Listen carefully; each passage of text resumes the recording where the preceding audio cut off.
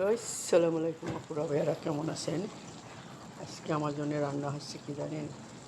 সিম, মিষ্টি কুমড়োর জালি, তাতে দিছি কাঁচকলা,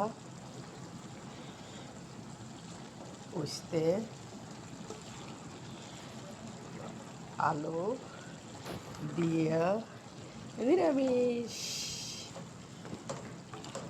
এর সাথে যদি পুঁই শাক আর কচুর মুখি দেওয়া হয়তো, কচুর ভিতরে পুঁই শাক, এগুলো সব আমার ফ্রিজে ছিল ডিপ করা,